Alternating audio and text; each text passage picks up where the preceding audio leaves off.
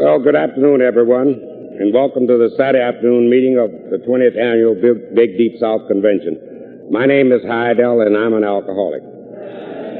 I haven't found it necessary to take a drink since October 1st, 1982, and for that I'm eternally grateful.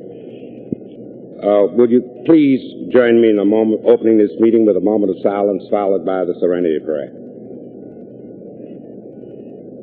God, grant me the serenity to accept the things I cannot change, courage to change the things that I can, and the wisdom to know the difference.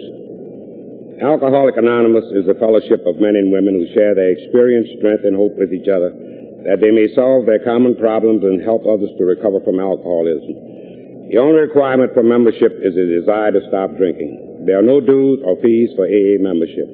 We are self-supporting through our own contribution. AA is not allied with any sex, denomination, politics, organization. AA is not politics, organization, or institution, does not wish to engage in any controversy, neither endorses nor opposes any causes. Our primary purpose is to stay sober and help other alcoholics to achieve sobriety. We'd like to remind you of our 11th and 12th tradition. Tradition 11. Our public relation policy is based on attraction rather than promotion.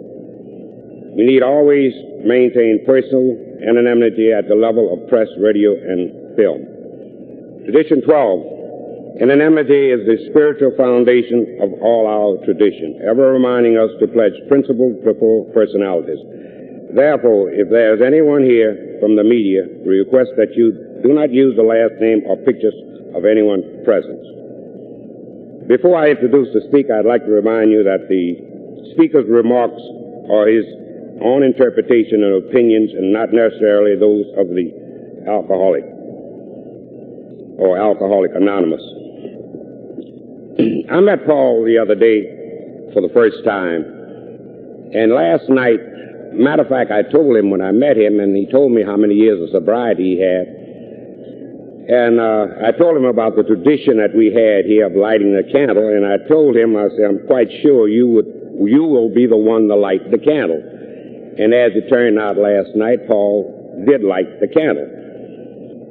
And in talking with him, also, he mentioned a part of the big book that I had read the big book in several occasions and reread it and read passages from it.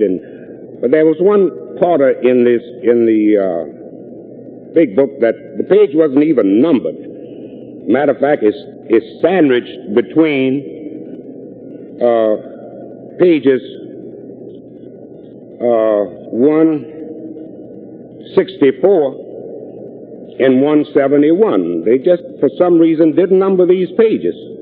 But I thought I'd like to read it to you because Paul could be classified as one of the pioneers and should be classified as one of the pioneers of AA. And it goes like this. Dr. Bob and the 12 men and women who here tell their stories were among the early members of AA's first group. All have now passed away of natural causes, having maintained complete sobriety. The period of sobriety attained by these 13 AA ranged from 15 to 46 years. Today, hundreds of additional AA members can be found who have had no relapse for more than 30 years. All of these, then, are the pioneers of AA. They bear witness that release from alcoholism can be really permanent. And I think Paul is one of the ones who can attest to that with 46 years of sobriety. You know, and another thing, I think with Paul's presentation here today, he will probably dwell on some of the four absolutes of AA. And just as a reminder, both Ed and has tapes on the four absolutes and the related subjects. Now, to me, introducing Paul is just like introducing the Pope to the Catholics. So with Paul, so I don't think Paul needs too much introduction. So Paul, it's all yours. Thank you.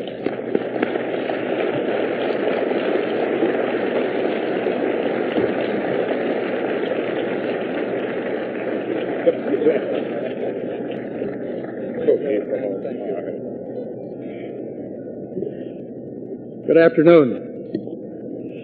And you folks here back there? Before I get into my dog and pony show here, I would like to thank the committee, all of the trusted servants that put this thing together, and the invitation to come down here and participate in this beautiful conference. Several years ago, I was contacted and given an invitation, and at that time, through a lot of circumstances, I was unable to attend. And I was quite flattered when they called me again and said they hadn't forgotten me and wanted me to come down. And I suspect they kind of scheduled me in and forced me in this thing, but I don't care how I got here, just so I got here. And I want to thank everybody because I'm sort of a non-resident member of Mississippi in this area, and I come down in this area. I get a chance to visit with some old friends. Obviously, to have an opportunity to meet some new people and share in this beautiful experience that we call Alcoholics Anonymous. And I am delighted and thank you very, very much. On a personal note, if you'll indulge me, in the last few months, I have had some traumatic experiences, which I think has put me in a different dimension. And I think I'd like to share that with you before I get into my presentation. I just got out of the hospital. I had a bout with the devil all last month. And I wasn't sure I was going to make it, but here I am. And for that, I thank God. And along with this, some of you know that my wonderful and beautiful wife passed away. And had she lived to this area this year, she would have enjoyed 48 years of sobriety. Between the two of us, we would have had 95 years of sobriety. How about that?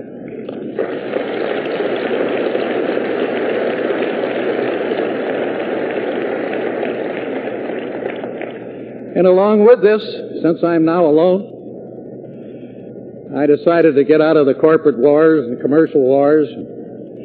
So I retired. And let me tell you, that's a scary deal.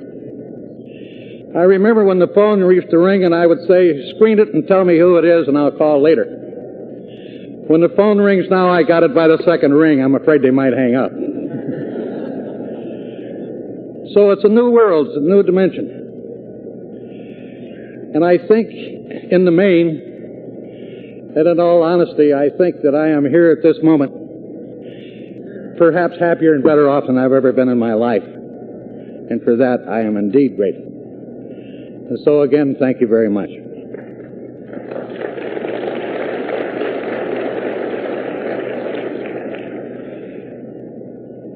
Let me introduce you to Paul Keeber, the alcoholic. My group refer to me as a bald-headed, bleeding deacon with the sex appeal of a wet noodle. Some of the newer people think my fundamentalism puts me to the right of Genghis Khan and Jerry Falwell. Recently, I heard it whisper when I mounted a podium like that. They said, there, by the grace of God, goes God.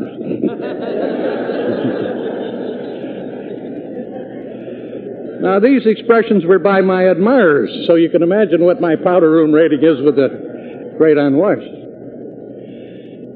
But nevertheless, we all take our positions, thank God. And among my group and among you people, I am here sharing and getting the best of all worlds.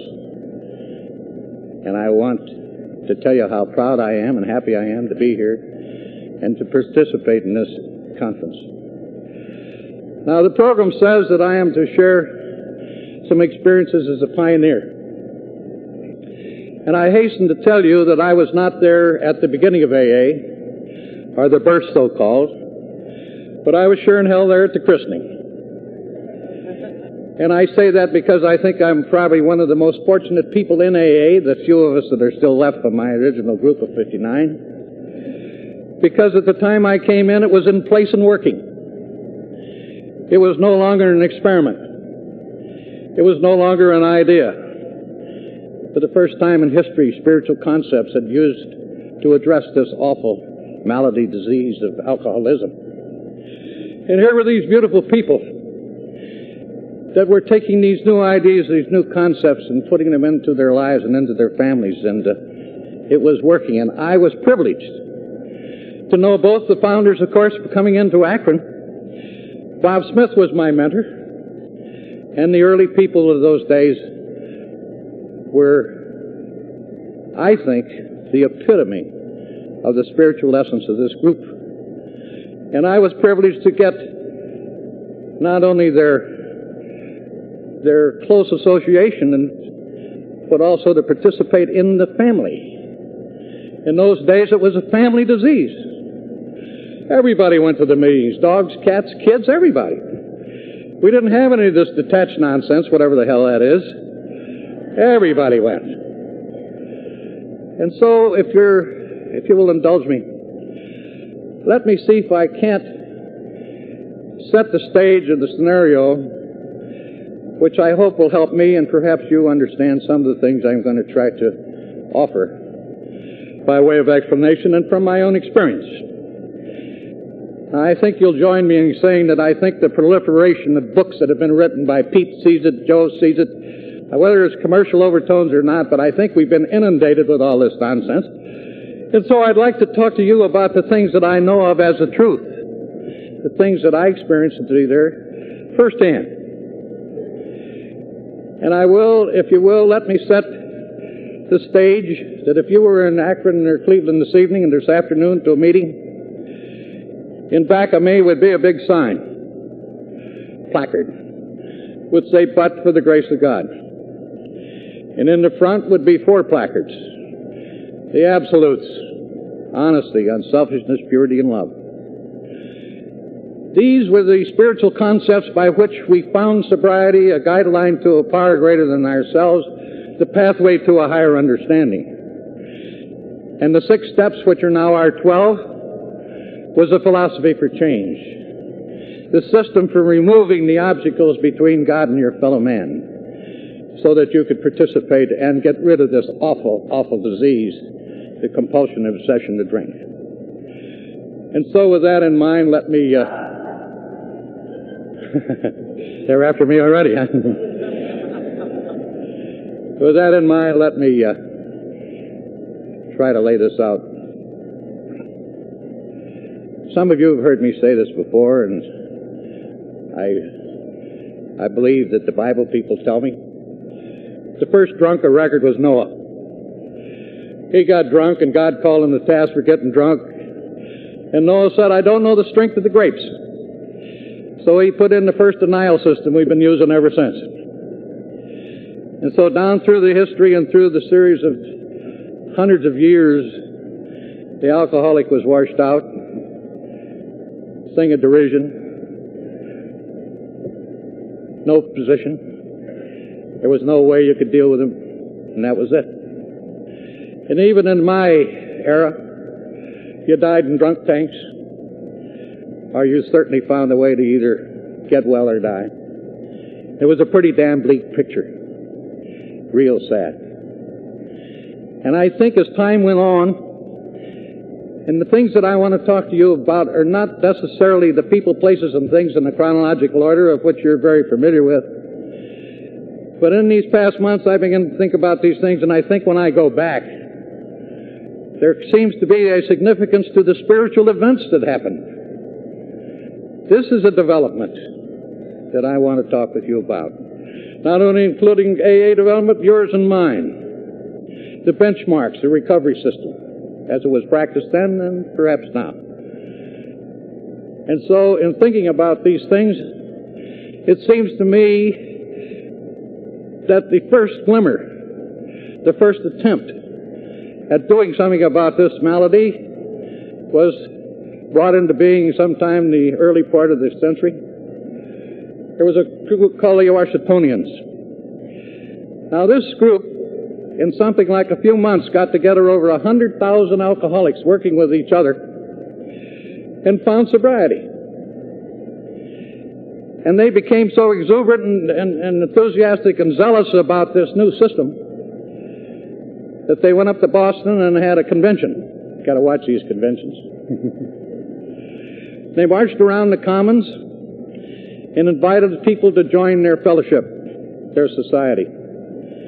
The people who joined were the abolitionists, the prohibitionists, the vested interests, and the first thing you know, within 6 weeks, they were gone. Working with another alcoholic was fine. The absence of the spiritual concepts, they were vulnerable, and nothing happened. Now, along about this time, and I moved on a few years, we had a man in New York, a very beautiful young man. He's gone now. I don't think there's any reason why I shouldn't mention his name. His name was Roland Hazard. He was connected physically, socially, financially. His family were well connected. This guy was an alcoholic. He was one of those kind of alcoholics we talk about in the big book, The Real Alcoholic.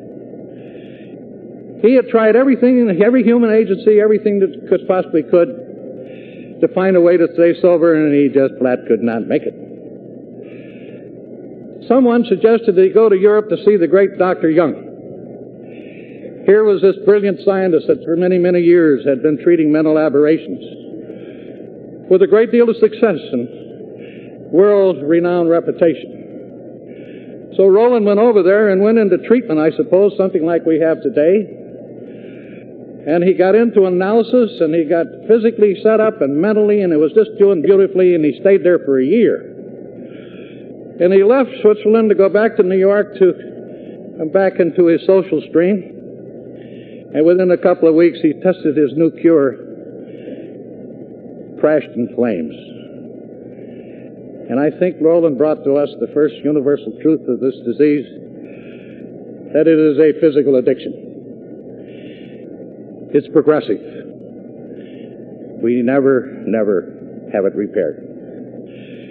And so Roland, to his despair and despondent, thought, what the hell goes on now? So he went back to Europe to see the great doctor, and he said, look, I was there for a year, and look what happened. And I repeat this because I think it's so significant. Here's this great scientist who said to Roland, you are one of those people. We don't know why or how, but you have a susceptibility to this disease called alcoholism. We can't help you. Psychiatry can't help you. Medicine can't help you. What you are in need of is a religious experience. You must find a pathway to a higher understanding. You must find a oneness with God.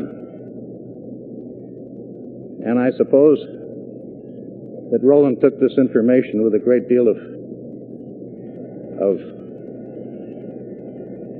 concern, and I think wonder. And I look back at this beautiful scientist, think of the integrity of this man. One of the first scientists to recognize the disease concept of alcoholism by which today our recovery system begins, the acceptance of the disease concept. Roland went back to New York.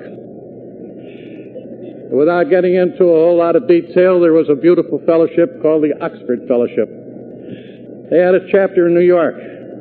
One of the prime movers was a Dr. Schumacher, which you've heard a lot about. Harvey Firestone put in a chapter out in Akron. All of our people went to the Oxford Fellowship. They dealt with all kinds of mental aberrations, including alcoholism.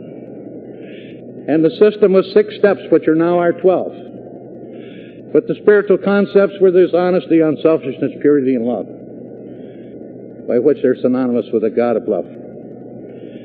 And this is what they were exposed to. Now, I didn't know Roland personally, but there's enough evidence that I'm sure that this did happen. Somehow, through Dr. Schumacher and some of the other people in the Oxford chapter, Roland went through what I'm going to say is a spiritual experience, if nothing else, and acquired some sobriety. He found that he had to give it away to keep it. primitive, one of the things that we talk about. And so he took it to a boyhood friend of his by the name of Ebby Thresher, we all know. And Ebby got a hunk of this spiritual concept. He said, this is great. Let's take it to Bill Wilson. He's a nut. They had all gone to school together, so they took it to Bill Wilson. And Bill and all of them went back to the Oxford Fellowship for the next 6 months or so, involved in getting these spiritual goodies and finding out something about this disease concept. I won't go into the details, except all of you know about Bill Wilson's trip to Akron. He went out there to con somebody out of some money or something. I don't know what the hell he went out there for. But he had a list of names, some 6 or 8 names. They were Oxford people, but he was trying to find someone who was a boozer. And I'll tell you, I stood in the Mayflower Hotel, the exact spot where Bill stood. The telephones are about 10 feet over here. The gin mill's up here about on the mezzanine. And you could hear the glasses tinkling and the girls giggling and all the good things. And I'm glad it was Bill and not me, because you wouldn't be here. So he began to call, and he couldn't raise anybody. Now, this is a series of unrelated events that if you review and think about, there's only one conclusion that I have, and I think you'll agree, that the hand of God was in this thing from the very beginning, A, B, C. Couldn't be anything else.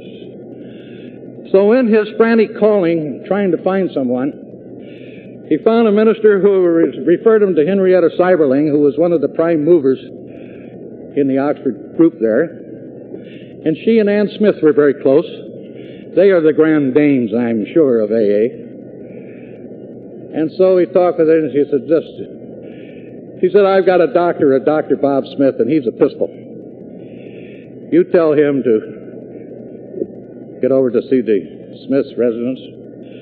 And they cleaned Bob up. He'd been on a drunk, and he's mean and nasty when he was on a hangover. He agreed to see this Yankee for a few minutes, and that was it. So Bill arrived on the scene, and the 10-minute meeting turned out to be 3 months. And what happened was that Bob had been going to the Oxford Fellowship for some 2 years. And he knew all about these spiritual concepts. He was a biblical student. He was a scholar.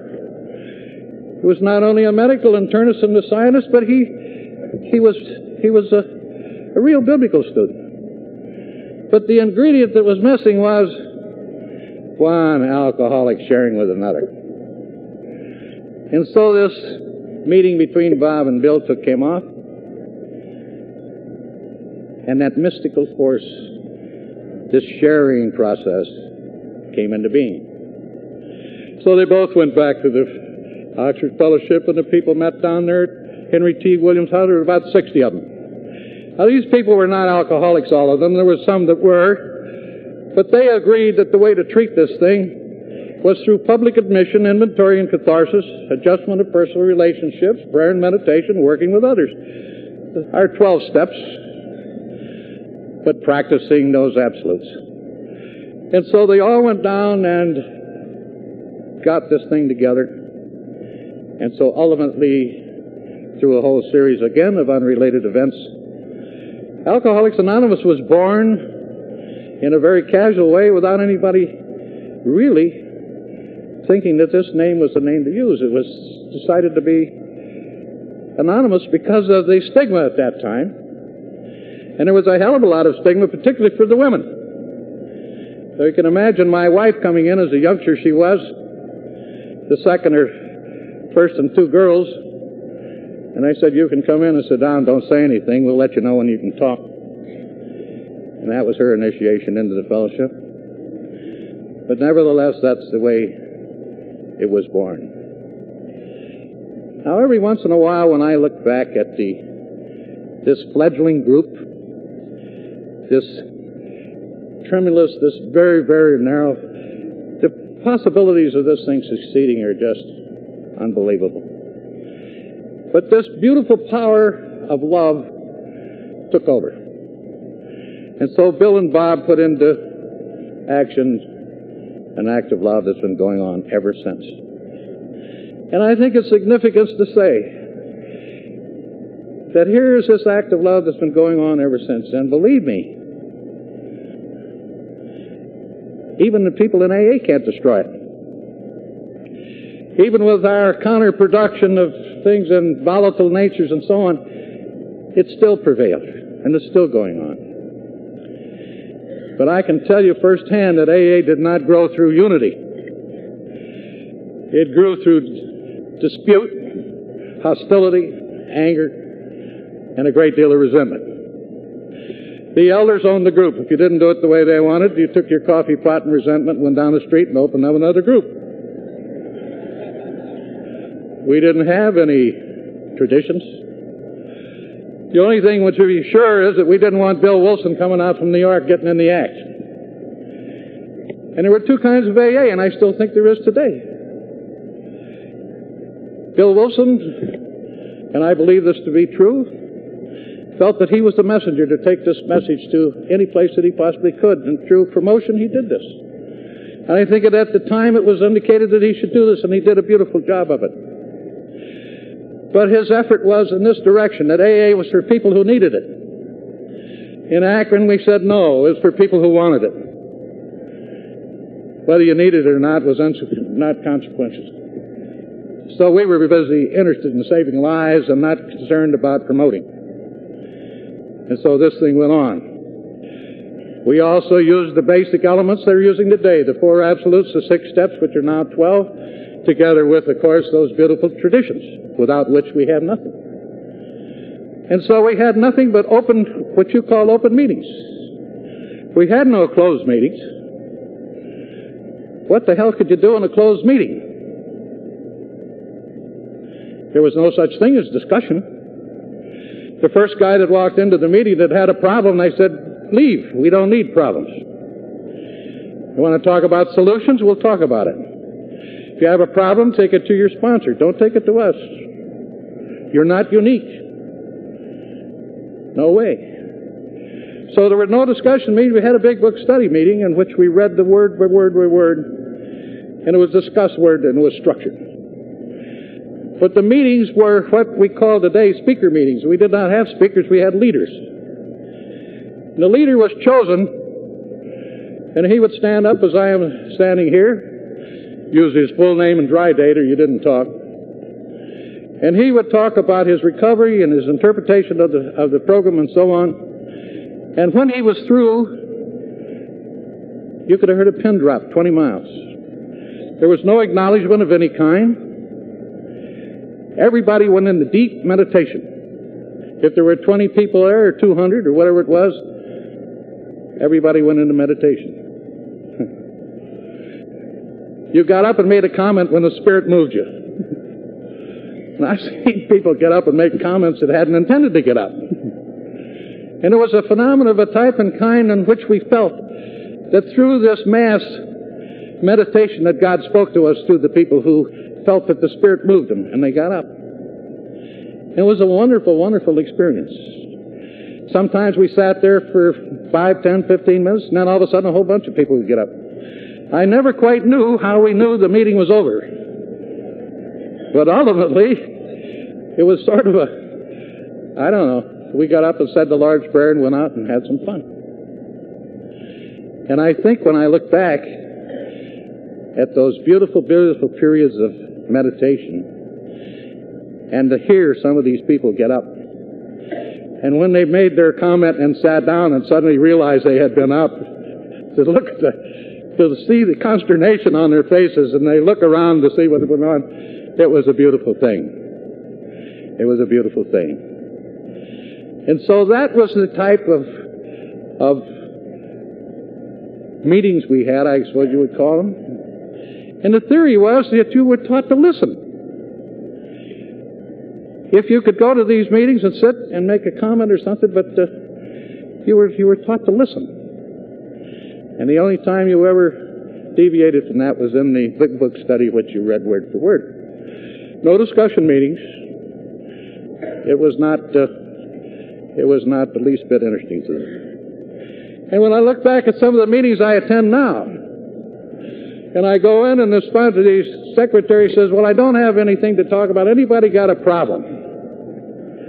Somebody said, my mother-in-law is coming to town, and then 40 idiots get in it and talk about mother-in-laws, you know. I know that story. I don't need that. I want to hear about recovery. Now, I think one of the most interesting things in that era was the presentation and the way that we went about taking the message to the suffering alcoholic. Now, obviously, I'll have to depend on my own experience and talk to you from my own experience about some of these things, but I'll say to you in all honesty, this was the method. In my own experience, I had come on off the street, and I'd been on the street for a long time, and I was mentally in bad condition and physically shot. And I'd reached the point where I couldn't exist any longer on Purple Death, which was a drink of the winos up in that area. And I was in this saloon, and I'd been there for some time, and I think all I can say is that it seemed to me I had an intuitive thought, I better get the hell out of there. If I didn't, I was going to die, and if I did, I was going to die, and it was kind of up to me. It was below zero, I had no clothes, no money, no nothing. I go up the street. Seemed to me I had an out-of-body experience, I think they call it. Seemed to me I could see myself, I could hear the hallucinating, and I could hear the bells and the people talking. But some were hostile, some were friendly. But I kept moving, and understand this. I had no logic to this. I had no money. I had no place.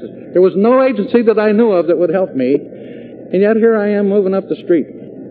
Zero. I moved into a reasonably modest hotel, and I got in there, and the assistant manager saw me and put me in a room, believe it or not. Now here is the series, as I say, of these unrelated events that sometimes I'm just overwhelmed. I'm not sure that it's an illusion. Sometimes when I look like I write today and I see you people and think of me and the others, I wonder when the other shoe's going to drop.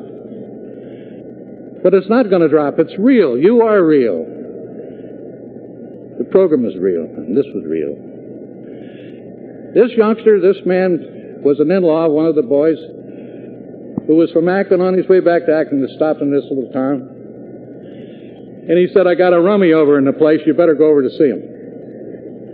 They said, no way, we don't do that. And he said, you go see this guy. He's in trouble. Now, I don't know what happened, but I'm going to tell you, I have almost total recall, even in the hallucinating, even in the shape I was in. And soon the door opened, and here two beautiful guys, bright-eyed, bushy-tailed, came in. They said, we understand you're in trouble. I said, oh, Christ, am I in trouble? And they said, we got some good news for you. I said, what in the hell would that be? They said, we used to drink like you. We don't have to drink anymore.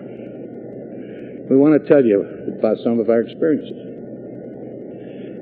Now, I don't know. There was something about these guys. I knew they were pros. I had been before the magistrates. I'd been screened for commitment and everything. I had never admitted to drinking more than 2 beers any time in my life. And here these guys were talking about booze in a way that I had never heard anybody talk about it. And they began to tell me about their drinking experiences, and I began to share with them, and they completely disarmed me. Their honesty was overwhelming.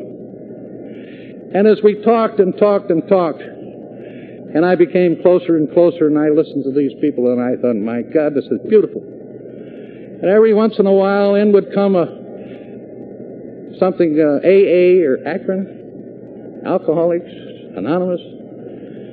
And finally, it got around to the $64 question. And I said, fellas, I'm not like you. I'm nuts, and I'm a drunk. He said, yeah, that's right. You are. But you are an alcoholic. And I said, what's the difference between a drunk and an alcoholic? And I think this bit of information saved my ass, if you'll excuse me, and perhaps yours or other people if they understand and accept this disease concept. They said you are one of those people that may or may not have a predisposition for this disease. Over a period of time, under certain conditions, you do irreparable damage to yourself physically, not mentally, physically. You will never recover. It'll never be repaired. It'll be with you as long as you live, like Roland. Progressive. You'll never be able to drink successfully. And I said, well, my God, what chance have I got? And they said, none. Now, unlike a lot of you people who had options, I didn't have any. I didn't want to die. So I said, if I don't have any options, what the hell am I going to do? And they said, did you go to your high school counselor and tell him you wanted to be a drunk? I said, no. They said, did you marry a woman in your family, in your country, and embarrass everybody and so on? I said, no. They said, why did you do that? I said, I don't know. And they said, that's right. You're an alcoholic. You don't have possession of your sanity. You can't function. And I thought, my God, that's right. How many times I'd gotten up in the morning, I'm only going to have 2 drinks, be drunk, no drinks, be drunk. I couldn't think of anything that I ever got engaged in that I brought into fruition, that booze or something didn't get in the way, and I fell on my ass again. There I was. And I said, well, guys, I guess I'm a drunk, and I guess I'm nuts, and an alcoholic too. And they said, that's it. And I said, what do you want me to do? They said, we want you to come with us. You look bad, you smell bad, and you ain't much, but we'll take your warts and all. Now, again, I want you to think about something. Here was a guy off the street, physically, mentally shot, no future, nothing to work with. I knew there were no human agencies that would do anything for me. I also knew that there were the people who could have probably been interested but didn't have the tools to help me. And there's nothing in the world more hopeless, or let's say disconsolate and despondent, than an alcoholic who'd like to live instead of dying. And I'll tell you, when they said, come with us, I said, I'll do whatever you want. But they said, it ain't going to be that easy. If you come with us, we want a commitment. And I said, what kind of a commitment? They said, you're going to do what we tell you. No qualifications to that. It was real simple. I'd agreed to anything. I didn't want to die, so I went with them. Now, this is an area here that I think is wonderful. When I got down and got into this family, it was a family disease. It was a family unit. I had had abscess molars that had been, my face was always swollen, a beautiful thing. And they said, we just want you to do one thing. Now, this is an area here that I think is wonderful. When I got down and got into this family, it was a family disease. It was a family unit. I had had abscess molars that had been, my face was always swollen. I was always, the only time that I thought everybody was sick. I didn't know you could live without being sick. I had a strep infection. I'd had it for weeks. I didn't know when I was going to the bathroom and when not. I don't have to tell you what this thing is about. So think, these people said, come with us. And they took me down to the fellowship, and I met all the people. And the way they did it was they took you around to everyone's homes. And you sat and shared your experiences, and we ate in their homes. And it was a beautiful thing. And they said, we just want you to do one thing. And I'd like to emphasize this if I can. We don't pay too much attention to that these days, and I think a lot of our relapses, if there are such a thing as a relapse, are directly due to our violating this. Halt, hunger, anger, lonely, tired. Manageability. And they said, all we want you to do is to not be too hungry, too angry, too lonely, and tired. And they saw to it that I was not lonely. Oh, every day, evening, somebody was picking me up, taking me somewhere. There was never a moment when I felt alone. They gave me some formaldehyde. 4 or 5 fingers of rye, 2 or 3 days, and they got me over the convulsions. And they filled you full of tomato juice and sauerkraut juice and said, don't cough. And so I got through that, and I began to brighten up a little bit. I found out I could get out of the bed and go to the bathroom. It was quite a deal. And so as time went on, I was exposed to these beautiful people, and while I didn't understand one damn thing that was going on, there was a spiritual affinity. I knew that these people were not only sober and full, but they were full of goodwill. Goodwill. Now, I went to the meetings, and I listened to these people talk. I saw and heard from people that were just unbelievable.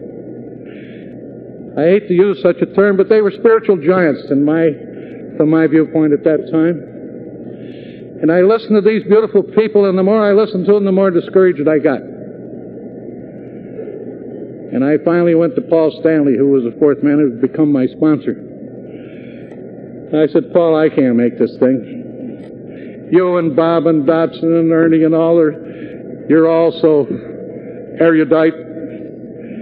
You have this classical information. Your students, your Bible students. I said, hell, I can't find my ass with both hands in back of me. I have no classical information. I'm just a tramp athlete. I have no religious orientation or classical information. How the hell am I going to do this? And I'll never forget Paul as long as I live. And he said, that's great. And I said, why do you say it's great? He said, you don't have to unlearn anything. Now I'm going to lay this on you. I can get out of town before you get next to me. I thought about this 1,000 times, and I'm sure here's what he's saying. If you come to AA with some preconceived ideas that you're special, that you have some credentials, that you're unique and different, leave it at the door. We don't need it in here. And that's what he was telling me.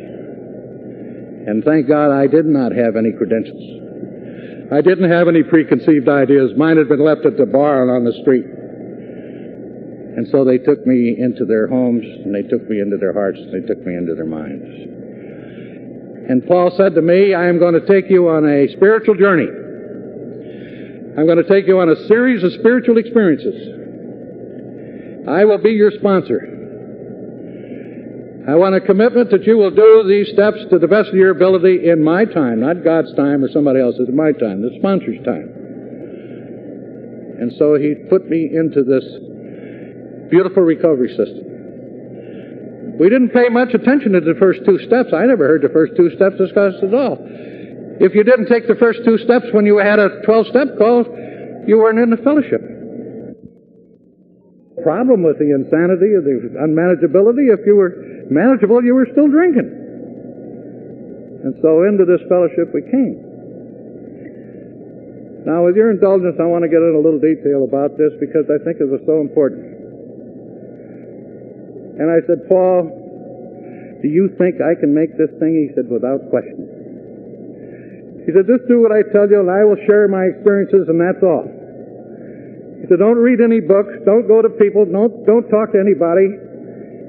I'm your sponsor. And he said, we'll begin with the 3rd step. I said, no problem, I read it. He said, what? I said, I read it. 2 hours later, I had a different idea in the context of what that step was all about. And I said, Paul, how can I take the 3rd step and turn my will and life over to the care of God? I don't know anything about God. God's an abstract idea. How would and why would God have an interest in me or anything else? It's ridiculous. He said, that is to you. And I said, well, how can I turn it over? He said, the operative word is decision. You're going to make a decision to go through this thing. And he said, you may not know anything about God now, but you will if you do what we tell you. And I said, well, how do I do this? He said, it's simple. You come down to the group tonight, and you read the 3rd step prayer. And you do it on your knees in front of the group. I said, you're out of your mind. He said, you either do it or... I said, I'll do it. So I went down and I knelt before the group and put my little hands together and closed my little eyes. And I said, my Father, I've turned my will and my life into your care, that you remove the bondage of self, that I might do your will and your service. No one laughed. No one said a thing, and I got up. And I can tell you that there was a feeling that since I had complied to this request and to this message, that I now felt that I was a member of the group. And I said, Paul, why did you make me do a thing like that? He said, we wanted a demonstration of your sincerity and your humility.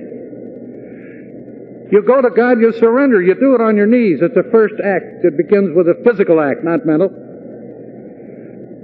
And I look back and I see this beautiful experience of a public admission. Like the Oxford people said, begin with a public admission. You surrender. And I went through this beautiful experience, and it didn't come to me until a little later what had happened. But I noticed a different feeling towards my fellow man and the people in AA, and it was a beautiful thing. And I thought, my God, maybe this will work for me, to turn my will and life over to the care of an abstract idea like God. I said, Paul, what I do now? He said, we take your inventory. He said, don't tell us who you are. Take the inventory. That's who you are.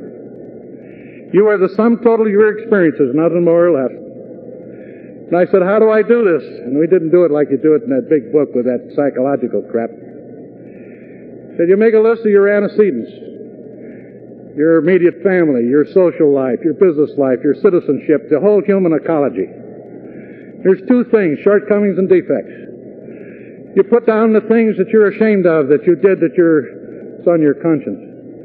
But you put down also the things that you did that you should have done and didn't do. It's on your conscience. Omissions and commissions. And I did this. I had a string of crap. And I said, Paul, look at this. And he said, don't you know the nature of the wrong? I said, well, I don't even know how to spell nature. What do you mean? He said, we have something called the four absolutes. Honesty, unselfishness, purity, and love. They're the criteria. That's the nature of the wrong. A lie is a lie is a lie. Selfishness is selfishness is selfishness. You can't love and hate at the same time. So the nature of the disease is that if you're not loving, what are you doing? Envy, slander, I could go on. And when I use these four absolutes as a criteria for the nature of the disease, out came the flagrant things. The things that were in my conscience. And I said, Paul, what the hell do I do? He said, this is the beginning of your recovery. The steps are so designed that they have an overlapping, ongoing spiritual momentum. And when you get into these things, the third takes you to the fourth, the third, fourth, and the fifth, and what's happening is that you are removing the obstacles between you, God, and your fellow man. He said, find somebody to surrender these things to. Find another human being. And I said, my God, I got to talk to someone about this. He said, absolutely. I said, why? He said, the other human being is a surrogate for humanity. You don't live in a vacuum. He said, it isn't God there, your fellow man there. It's all one. So I went out to St. Louis and I found a kid that had caddied for him. We were very close. And I said, Rowdy, I need about 10 minutes. 3 hours later, I'm laying this on this kid. And when I got through with that thing, I really and truly did feel. And I think I found the difference between confession and catharsis. And I'll tell you how ingrained my dishonesty was. There were two things I wasn't going to tell him. Would you believe that? After going through all that painful analysis, I was going to hold out. Think of that. I wasn't fooling with me. I was fooling with my soul. But as I went through this catharsis, out it popped. God didn't want me to be a liar, I guess, and that was it. So I got rid of that, and I got back to Akron, and I said, Paul, I've had a spiritual experience. He said, hell, you're just beginning. I said, what now? He said, look at that inventory. He said, every one of those wrongs has an attending shortcoming and a defect. Let's look at it. He said, down here is where your real problem lies. These are the deep-seated underlying things that until you get rid of them, you haven't got a chance. There is no spiritual regeneration. So we examined it again. And my whole recovery system was in the 4 steps. Shortcomings, the defects, the wrongs, everything. People, places, and things. And I said, what do I do? He said, get down on your knees again. The 7-step prayer.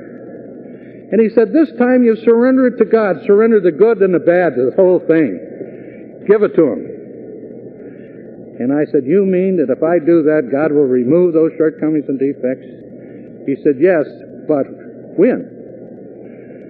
And I said, when's He going to do it? He said, when you make a list of people that you have harmed and willing to make restitution and amends. Until you're ready to do that, there is no redemption, there is no spiritual regeneration, there isn't anything. You're just merely punching at windmills. And I said, my God, you mean I've got to make restitution and amends to all these people? He said, absolutely. It took me 2.5 years to go through that amendment and that restitution process. Each time I went in to see someone, I took those 4 absolutes with me. And I said a prayer not to keep me honest, not to go in and flim-flam and not to manipulate. Stand up like a man and tell them what the hell was going on. Amazing things. Each time I did this, I was received in kind, believe it or not. And I'm going to repeat this. It's a little personal, but I hope you'll accept it. And I was talking today about some of the results of some of these things. In my industry, we had a guy who was our leader. He was a pompous bastard, and I didn't like him. We would have a meeting, and everybody would say, Dave, this. What about it, Dave? Okay, Dave. They never said Paul, you know. So I didn't like this dude, and we'd have a meeting, a marketing meeting or something, and I couldn't wait till I got on the phone.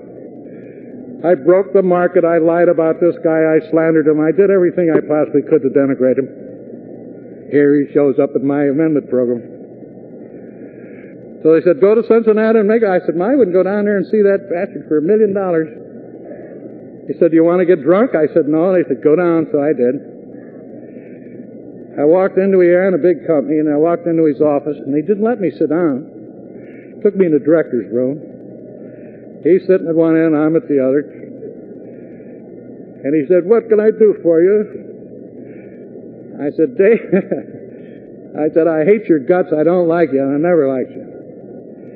I got a personal problem. Maybe you're part of it, maybe you're all of it, I don't know. But I said, I've done a lot of things and said a lot of things. I've lied about you and slandered about you. I'm ashamed of this. I don't want to do this anymore. And I want to tell you why I'm here. And if it's possible to make restitution and amends, I'll do it. But if I don't, what I want to do is be sure that from this moment on, that you can trust me, that I will come clean and I'll do it for the good of the industry, you, me, and everything else. His eyes got about that big. He said, you know, I was always afraid of you. I said, how come? He said, you got drunk over in Pittsburgh, you're going to push me out of a 9-story window in a hotel. I don't remember it, but I guess there's 2 sides to this restitution thing. And so we began to talk. He called in his union people, his sales people, his organizers, his operating people, and so on down the line. I stayed there all day. And we talked about this fledgling operation, this Akron crowd was doing it. And he put in what we call today an EAP program, an Employees Assistance Program. And as God is my judge, I think in the next 45 years, that people in northern Tennessee, Ohio, southern Ohio, and Kentucky, about 10,000 people got sober through their efforts. So my God, don't ever try to duck out of this restitution and amends. The same kind of thing, the act of love that Bill and Bob put into being, was what we were putting in there this afternoon. And it goes on and on and on. And it'll never be destroyed. And I look back and I see how close I came to missing the boat. That would have been a terrible thing. As it is, I can stand up here today and say how fortunate I was to be an instrument. It says in that 6th and 7th step, surrender it all. And that's what I was doing. I was surrendering it all. But each time that I made restitution and amends, things were beginning to happen. There were things beginning to happen. In the meantime, I'd met this lovely girl. As I said, she was early, first meeting. We were the youngsters. And incidentally, I've been asked this, and I might as well clean it up right now. I know some of you mathematicians are wondering how old I am. Since I've been around 46 years and I came into fellowship when I was 8 years old, I'm in my early 50s. I hope that's satisfactory. So I met this lovely girl, and they said, Paul, you take Kay, or Kay, you take Paul, and we were thrown together. I didn't know anything about women. John's heard me say this before. I sure in hell didn't know much about love. I thought love was a 400 horsepower blonde, a case of scotch, and a rainy week. But this was not the way it was. And we got acquainted, and I found out I liked her.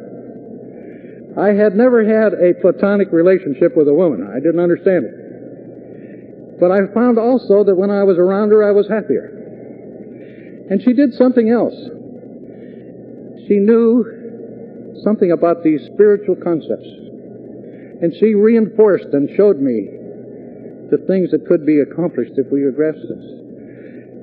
And so she was my black belt sponsor for 42 years. And I miss her. But I can tell you that in her low key, in this beautiful tolerance and understanding, not only for me and my family, but for all of those people who were in touch with us. And so I decided to go back east and go to work, and I didn't want to leave this lovely gal. And so we talked about it. She didn't want to either, so we decided to get married. In those days, you got married. So we got married, 4 lovely kids, a fine home, and a God-directed life. So I look back at that again as one of those unrelated things that happened. But it seems that when we go about things in a wholesome way with these absolute things happen. Like the promises. Like the promises, it says it will happen sooner or later. We will find that God is doing for us the things we can't do for ourselves. We will comprehend the word serenity, no peace, freedom and a new way of life. And so I went through that experience, having this wonderful family. And I think in general, when I look back, she was one of those people that could convey this basic rudiments, the basic elements that we talked about that worked so beautifully in those days. And I think today that they still work. Now I'm going to mention this because I think it also was an event that will one day be looked back on, and the significance of this event will come into focus, and we'll find the depth to it. It isn't recently, but in those days in the 50s, we were bombarded with all kinds of alien influences as we are today. We have people who believe in elitism.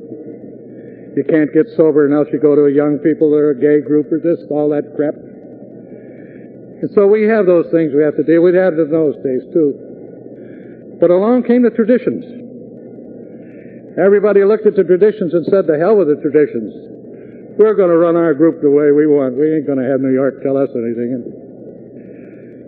So there was chaos and disorder. So for 4 years, the traditions were tested in the crucible of reality. And most of the groups found that in time, these traditions carried with it spiritual significance. It made it possible for people relating to each other, group to group, and the fellowship as a whole. And so the concepts, the traditions, the steps came into being. And there we were for the first time in history now, with some kind of unity. And the next International in 55, the traditions were adopted.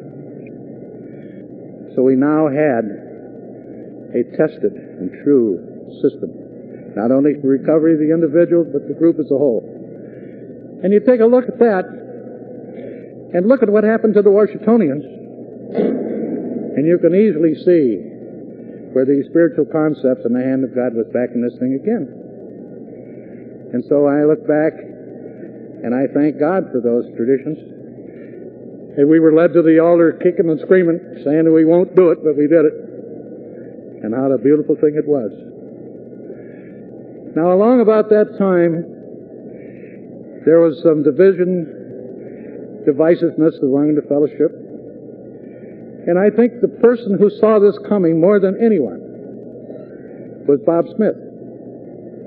The Eastern people were running with the ball their way, and we were running with it, we meaning the people in that area, another way. And Bob sent word to us that he wanted to have a meeting over at the Public Square building, and some 400 or 500 at that time, which was a hell of a crowd, got over there. And they wheeled Bob in a wheelchair. He was terribly sick. He was terminal. And he tried to get up and couldn't make it and sat down. And he looked around at the group, and he said how grateful he was that he had this opportunity to see us personally, and to think he had a small part that he had played in our recovery. Imagine this guy. Small part. That's the way he was. And he said, I wanted to have this meeting today because I wanted to bring you a message. And he said, the message is to keep this program simple. Don't louse it up with the Freudian complexes that are of interest only to the scientific mind. God, I can remember this. Watch that errant member of the tongue that has caused us so much trouble in the past. If we use it, let us use it with forbearance and tolerance. Always remembering that as new people we needed a pat on the back as they do. And our steps and traditions simmered down, come up with two ideas. Love and service. Love and service. Keep those two ideas in mind in dealing with our fellow man, our groups, and so on. He died later, and I think that as time goes on, the wisdom, the spirituality, the profound depth of this man will be ultimately recognized as going on and on and on. I never heard him use a medical term. I never heard him use a scriptural phrase. But I sure hell heard a lot about the realm of the Spirit. The realm of the Spirit. And he admonished us time after time after time. We are not a secret society. There is no anonymity within the group. You have a last name, and you have a sobriety date, and you are available and responsible. When you leave the meeting, put on your mantle of anonymity. Protect it. But share and be with one another. Somehow it brings to mind the chairman of the Galilee group. Came down, he said, all your laws and everything are fine. He said, I've mastered your sense of word. I got a new idea. You love one another as your Father in heaven has loved you. Think of that. I think that's what Bob was telling us.